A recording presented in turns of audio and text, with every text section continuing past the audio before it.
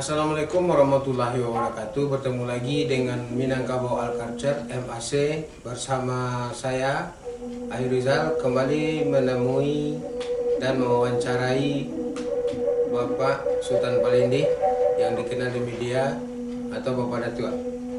Assalamualaikum Pak Datua. Waalaikumsalam warahmatullahi wabarakatuh. Lai siap-siap Pak Datua. Baik, alhamdulillah. Ini kita membahas masalah Haji Piobang dan Patang Alun selesai.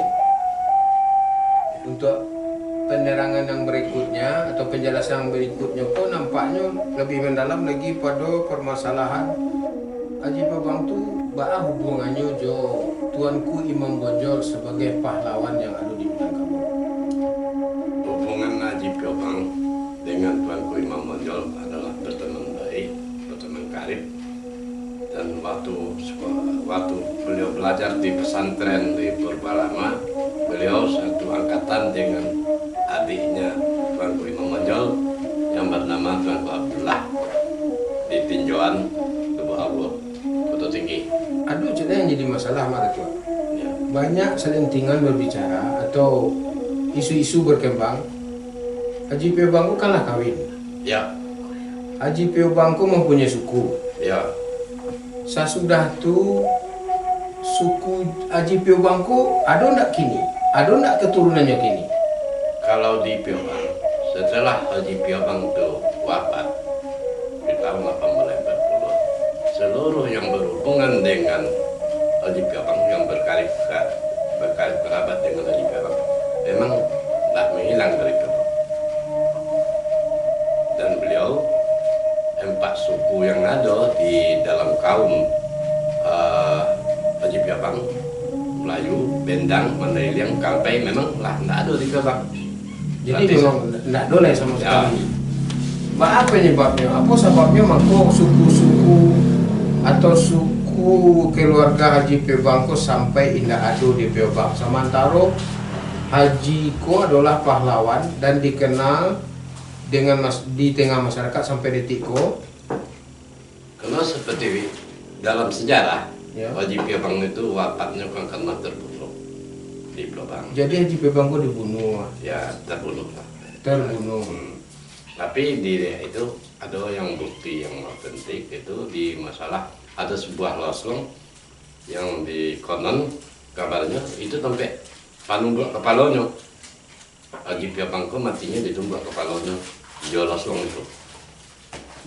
Di dake surau beliau yang bernama Surau Matuayi Jadi ada surau moto air di Piobang, di Gando. di Gando, dan dibunuh Di tahun 1840 itu. 1840. Ya, Secara ya mungkin dikeroyok atau apa pokoknya wafatnya bukan karena sakit. itu karena orang yang sasuku, orang kampung itu, orang nagari itu, atau iku ada kaitan dengan orang Pagaruyok. Nggak ada hubungan dengan pengaruh yang jelas. Setelah Perang Pedri selesai, beliau pulang ke Piobang bersama ajudan beliau bernama Muhammad Arif atau dalam apa Turki bernama Lahor G. Memang keturunan Arab itu. Dalam sejarah pemerintahan di waktu itu kan pemerintahan lare-lare. Di Piobang pun ada lare Piobang itu. Apa tuh lari Mbak Tua? Tunggu dulu, apa tuh lari? Lare itu setingkat, ya kalau mungkin kalau kini ku wali negara. Sama juga di nagari. Wali negara, tapi itu di bawah perintah Belanda. Di bawah perintah Belanda. Iya. Berarti ada kaitan Belanda dalam melaksanakan pembunuhan kau. Oh, itu tidak bisa kita pastikan. Nggak Yang bisa jelas dipastikan. waktu itu pemerintahan Lare itu sama di pemerintah raja-raja kecil. Iya. Pak Waso, bahkan bini 1, 2, 3, bahkan ompek bini Lare itu biasa. Iya. Seluruh Lare itu di alam Minangkabau. Di waktu itu punya kekuasaan mutlak untuk melakukan apapun yang diperintah Belanda. Berarti memiliki hak otonom sendiri. Otonom sendiri. Jadi tidak bisa memastikan bahwasanya ada campur tangan Belanda untuk memerintahkan membunuh atau meniadakan Haji Piobang. Ya. Jadi intinya seperti itu. Ya. Oke, kembali wak balik ke cerita yang sebelum. Hubungan Haji Piobang jo Imam Bonjol ko sampai begitu erat. Kapatangkan gitu bercerita beliau ko bertamu di Ampiang ke Canduang. Ya. Terus ke Kamang. Terus ke Kamang. Ya. Jadi baa jalinan hubunganku sehingga nyo bergerak menjadi sebuah perang besar 1803 sampai 1823. Ya. Berarti hampir 20 tahun Minangkabau parang saudara. Ya. Parang bakacamuk antara kaum adat jo kaum ulama. Ya. Selama 20 tahun. Ya. Jadi disitulah Nagari Minang ko berserak-serak Ya. selama 20 tahun. Ya. Sekian generasi habis, Ya. sekian keturunan habis, Ya. hanya untuk mempertahankan ma yang Islam, ma yang bana, ma yang indah, ma yang patuh, ma yang tak patuh. Ya. Kan itu Belum maksudnya. ada. Ya. Jadi intinya yang akan kami tanyakan dari MAC adalah baa sampai Imam Bonjol bersatu jo Haji Piobang ko di dalam ide, di dalam kesepakatan bahwa bahasanya perang Padriko memang layak untuk dipertahankan selama 20 tahun. Ya, kalau di dalam sejarah itu sendiri memang karena kondisi yang terjadi di waktu itu ditambah dengan masuknya pihak ketiga, ya. Kondisi apa tuh mereka? Kondisi waktu itu memang mempertahankan argumentasi masing-masing. Masing-masing Artinya, kok dari pihak ya, Padri apa argumentasinya? Ya, yang jelas untuk pembaruan Islam memang yang namanya judi, minum tua itu memang tidak boleh dilakukan. Sementara di sisi yang lain itu kaum adat mempertahankan itulah budaya yang menjadi tradisi. Jadi tidak bisa hilang. Ya, tidak ada titik temu, tidak ada titik temu antara. Jadi tidak bisa hilang. Tidak bisa hilang. Ma yang diinginkan kaum adat ketika itu salah menurut kaum ulama. Nah, itu. Jadi itu tidak bisa dihilangkan oleh kaum adat. Ya. Siap aku kaum adat ko begitu kokoh, begitu teguhnya malah membuat kondisi bentuk itu sehingga terjadi perang Padri selama 20 tahun gitu. Bah kondisi itu tidak hanya mau ubah. Padahal lah mencari saudara-saudaranya, dusanaknya, niniaknya, mamaknya, tidak boleh. Ya. Karena akibat peperangan kok. Banyak yang bangsa, banyak yang miskin akibat dari itu. Gitu. Iya, tapi memang itulah namanya manusia. Harus mempertahankan eksistensinya, ya, di kedua belah pihak itu. Jadi artinya tidak menemukan titik untuk perdamaian. Tidak menemukan titik pertama. Nah, waktu itu, waktu perang Padri itu.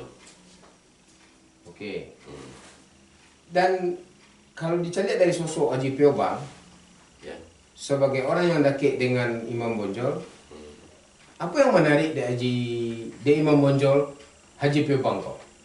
Sehingga jadikannya sebagai anggota pasukan kavaleri Ya. berkuda Imam Bonjol. Ya, kavalerinya itu di Turki. Sementara sampai di ranah Minang itu bukan lagi kavaleri, tapi memang yang sesuai, yang ideal untuk alam di waktu itu memang kuda. Dan orang kau memang terlatih untuk berperang memakai kuda. Jadi istilah kavaleri itu kan pasukan yang memakai tenaga kuda. Iya. Nah, dengan senjata waktu itu pedang, senapan, Iya. dan bahkan kaum ulama yang tergabung di Imam Bonjol ini sudah mampu membuat senjata dan membuat besi sendiri. Itulah dibuktikan di gua Imam Bonjol itu memang ada bekas-bekas museum, bekas-bekas tempat pembuatan senjata, bekas-bekas pertahanan, semacam kubu-kubu. Ada 3 buah bukit di paling kiri tangan, termasuk 5 kilometer dari situ ada namanya Ladang Jontak. Artinya itu ada orang Tapanuli yang bermargas menyuntak. Ada kuali besi 3 buah di situ yang katanya itu untuk membuat museum.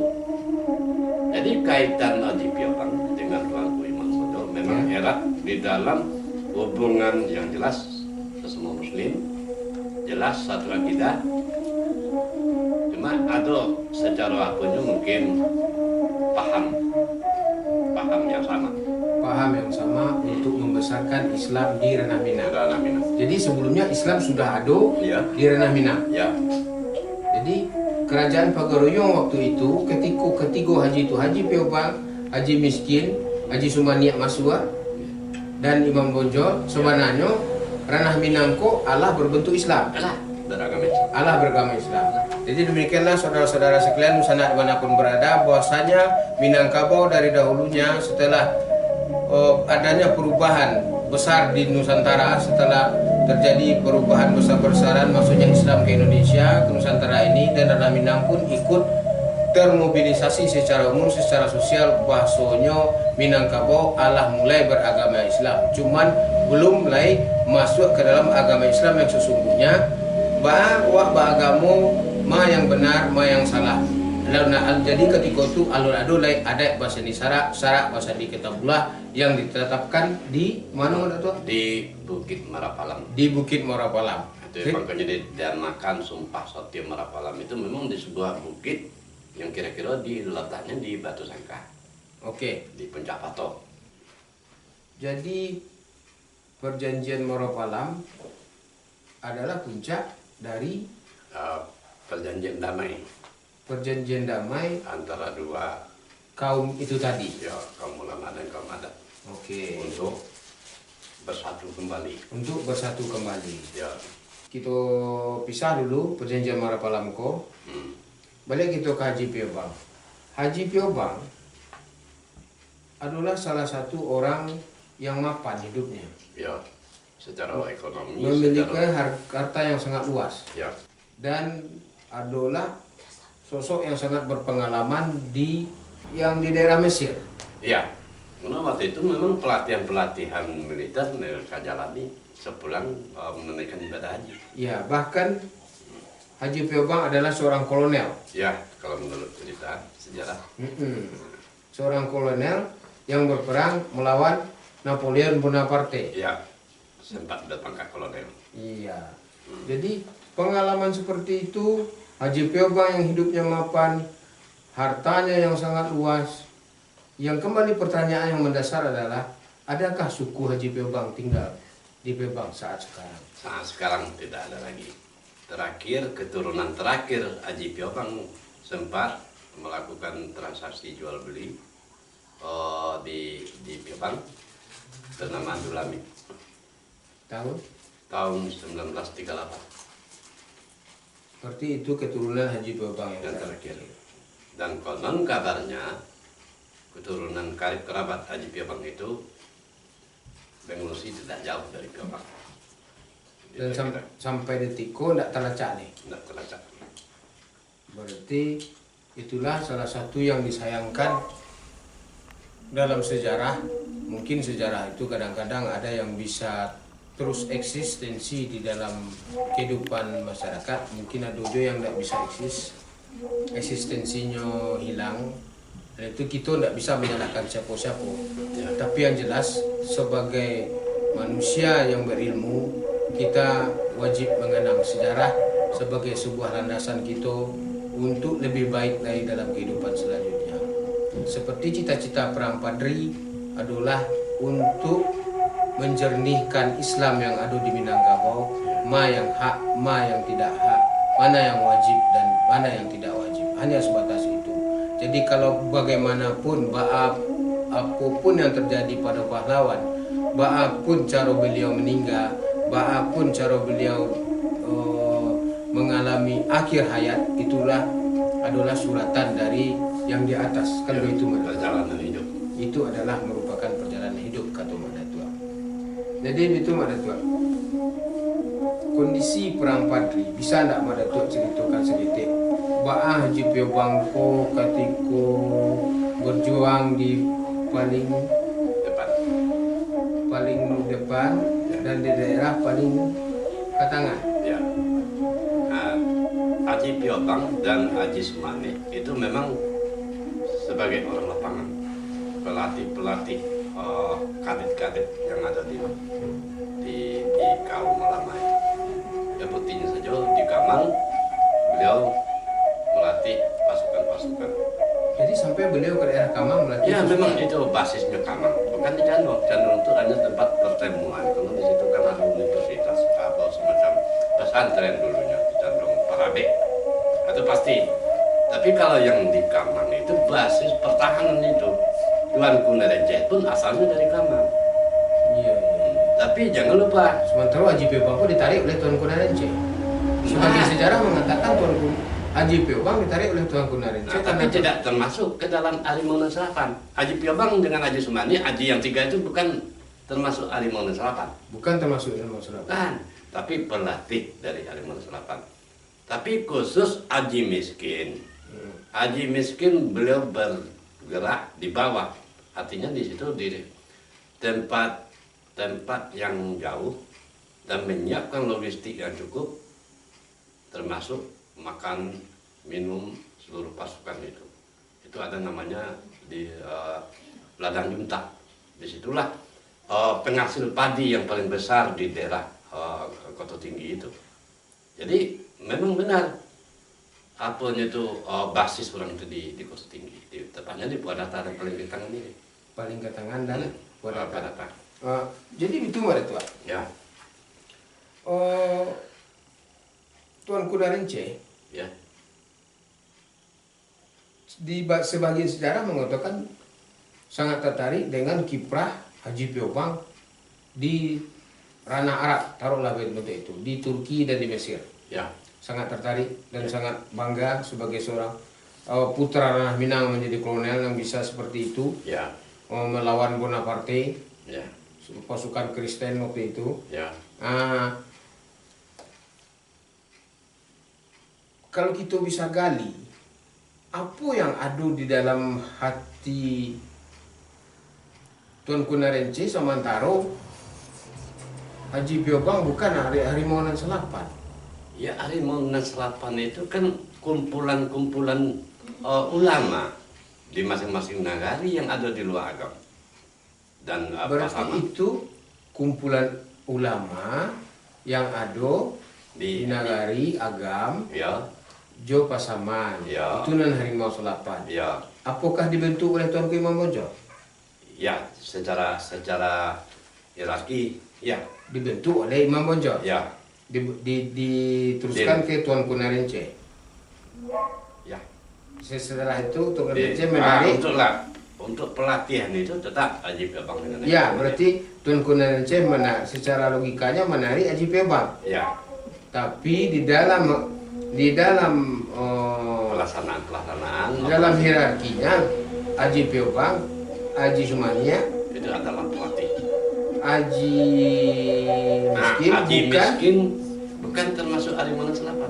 ya ketiga-tiganya bukan Harimau Selapan. Ya, Jadi itu duduk cek masalah Wak. ya, Baik, Mbak Ketua, kalau begitu kan jadi posisi Haji Piobang sebagai pelatih yang diakui sebagai seorang yang sangat tangguh, sebagai seorang yang sangat berpengalaman, ya, yang ada pada era abad 18, ya, mampu menjadi seorang kolonel dan diangkat menjadi seorang kolonel dan memiliki kavaleri berkuda di daerah Turki dan Mesir, Ya. melawan pasukan Bonaparte. Itu bukanlah suatu hal yang kecil. Jadi banyak sekali Nusanak di Mapun Berado, banyak sekali pemuka-pemuka atau tokoh-tokoh yang ada di Minangkabau ko sejak dahulu kalau adalah orang-orang hebat dan orang-orang luar biasa. Jadi bawa generasi muda yang ada zaman sekarang mampu ndak membuat hal yang bantu itu mungkin menjadi haji Piobang yang lain, kan bantu itu pada itu ya, bukti Haji Piobang sebagai orang hebat. itu ada di daerah di Piobang itu namanya Padang Subarang. Di situ tempat pelatihan berkuda Dari Padang Subarang. Padang Subarang. Dan Mantaro kalau yang untuk tempat pelatihan untuk di agama pada umumnya itu memang di daerah Puadata dan Palengkitangan itu basicnya di situ. Tapi Haji Miskin itu berbeda di dalam beliau memang khusus melengkapi atau membuat mesiu senjata. Jadi yang dua itu di lapangan, yang satu lagi itu di Palengkitangan sampai akhir hayat. Jadi seperti sejarah mengatakan di makam Haji Miskin itu tidak ada seorang pun yang tahu. Tapi dari 5 makam keramat yang ada di Purwadata, mulai dari Bukit Batu Runcing, Bukit Batabuh, Bukit Bungsu, sampai ke Bukit Godang, Ya. itu diperkirakan karena ada 3 makam yang sangat apa? Kalau ada Mirip sesuai dengan makam Haji Piobang. ya, yang jelas yang ada di Pinang. Makam Haji Piobang sebelum direnovasi persis seperti makam Haji Miskin yang ada di Pinang di Purwadata ini itu. Ya, Itu itu bisa masih ingat tahun 70 itu berarti masih. itu adalah sebuah relief budaya yang bisa menjadi sebuah tanda bahwasanya kok kemungkinan besar Haji Piobang, Haji Miskin dimakamkan di daerah Purwadata. Purwadata atau Koto Tinggi. Koto Tinggi. Ya. Oke. Oh, balik ke Haji Piobang. Ya. Haji Piobang sebagai orang yang kayu rayu, Ya. orang yang berilmu agama tinggi. Ya buktinya mampu naik haji, belum ada satupun yang haji di waktu itu di Piobang. Pada umur 20-an. Nah, pada umur 20-an. Setelah beliau menikah. Jadi menikah itu bukan sepulang dari Mekah tahun 1803, tapi sebelumnya sebelum pergi ke Mekah beliau sempat menikah, bahkan sempat punya anak. Setelah Haji Piobang wafat, yang anak itu dibawa di PTN. Berarti Haji Piobang itu punya saudara kandung. Nah, salah satunya Tuanku Abdullah yang ada di tinjauan, yang dimakamkan di tinjauan Lubuk Awu atau di daerah Lokong Koto Tinggi ini. Nah itu kalau kita apakah mungkin orang biasa bisa naik haji di zaman itu? Iya. Yang jelas secara adat di Piobang itu hanya ada 3 komplek suku. Iya. Sementara di masing-masing negara yang ada di luar di Pulau kok cukup. Bendang Melayu Kampai Meninding. Iya. Dan bukti-bukti itu masih ada. Di Piobang itu ada yang namanya Rimbo Melayu. Tapi orang Melayunya tidak ada pun karena berbeda ya. Ada kalau menurut adat. Memang nggak ada termasuk dalam penelitian. Tapi yang nenek mama di Piobang atau suku yang ada di Piobang nggak ada yang Melayu. Boleh kita buktikan. Hanya 3 komplek suku dan 1 puja adat. Itu kalau kita bawa karena adat. Sementara makam Haji Piobang itu sendiri itu dimakamkan di pandan perkuburan suku Caniago. Artinya suku Bako beliau sendiri. Karena memang kalau berbicara trauma, perang Padri itu yang paling trauma itu orang Piobang. Bahkan untuk menyebut Haji Piobang pun tidak ada yang berani. Sampai di era Orde Baru, tidak ada satupun. Bahkan Angka dan Aiko, Monangan Siregar itu yang mengarang antara fakta khayal dan fakta, ya kan? Jadi Buya Angka sendiri pernah datang ke Piobang. Buya Angka pernah datang ke Piobang. Nah, mencari narasumber untuk bercerita sejarah Haji Piobang, siapa Haji Piobang. Tapi tidak ada satupun yang berani bercerita tentang Haji Piobang. Karena trauma yang mendalam itu yang diderita perang Padri itu di Piobang. Satu kaum, satu suku hilang. Sampai detik ini.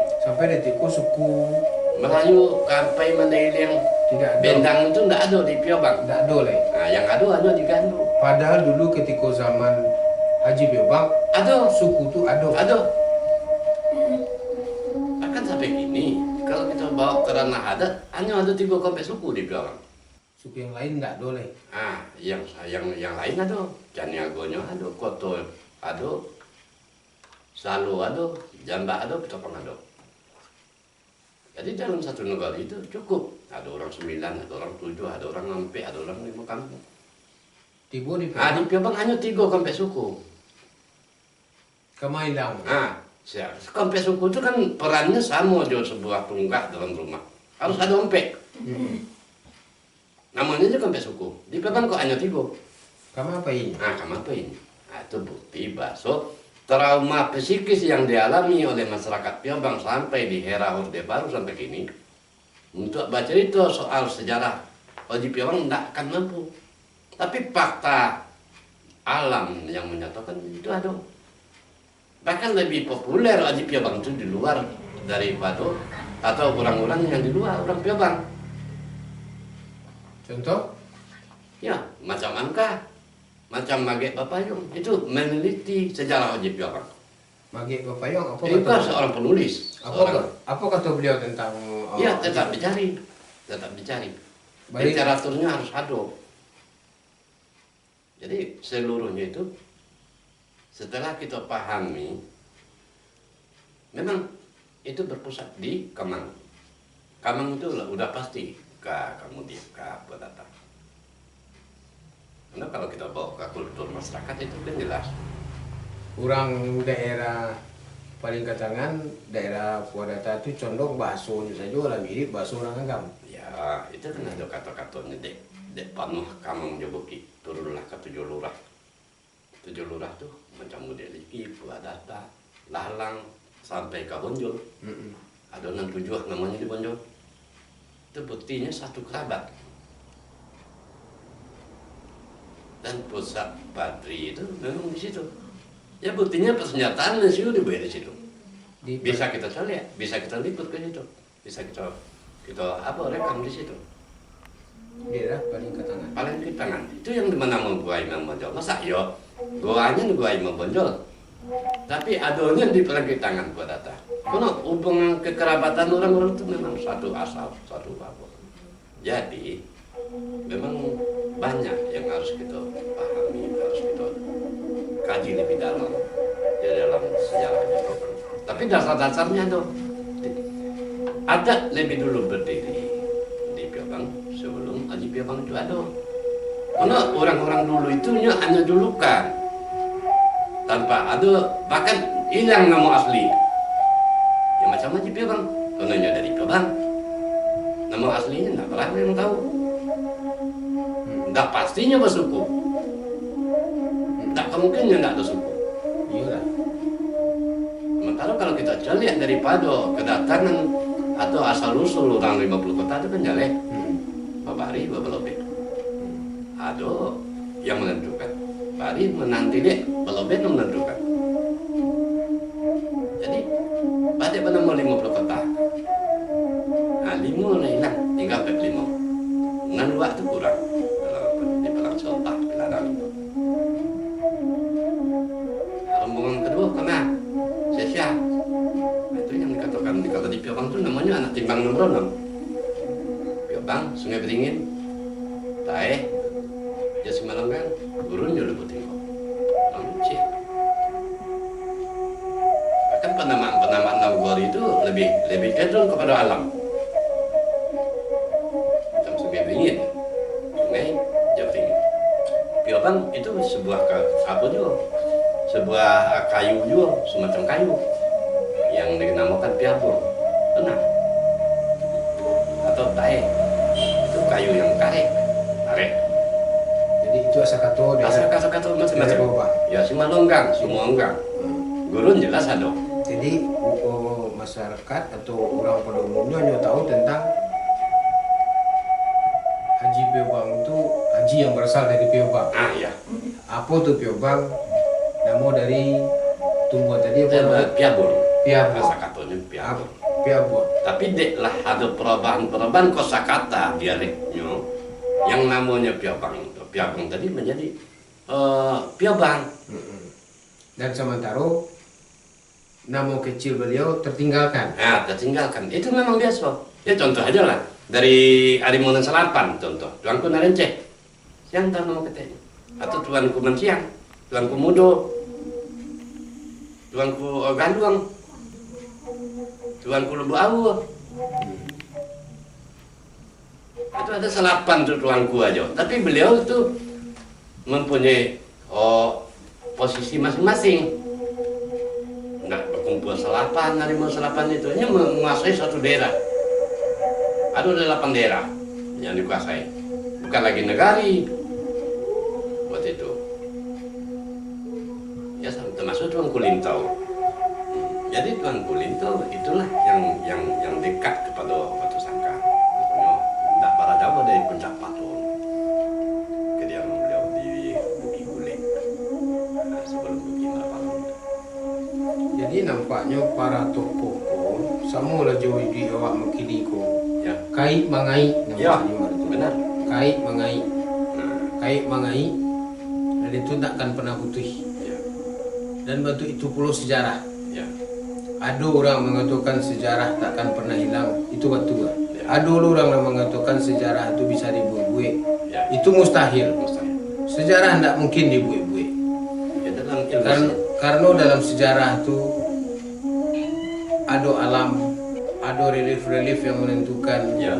ada peninggalan-peninggalan lain yang bisa menjadi bukti. Ya. Kalaupun itu tidak cukup dan kita tidak bisa mereka-reka. Seperti Haji Piobang, ada suku beliau dulu, kini pun kita tidak tahu, bahwa sampai hilang. Kalau kita memang tidak tahu, katakan tidak tahu, dan jangan kita buik-buik kata. Kalau di dalam Minang, apalagi Minangkabau, yang ada pasal disarak namanya, tidak boleh kita menyebar fitnah, dan itu akan menjadi fitnah. Ya. Itu mengerti? Ya. Kalau sekiranya tidak tahu, katakan tidak tahu. Kalau sekiranya tahu, katakan tahu. Salam Minangkabau Al-Karcer. Kita berjumpa lagi pada pertemuan berikutnya. Assalamualaikum warahmatullahi wabarakatuh.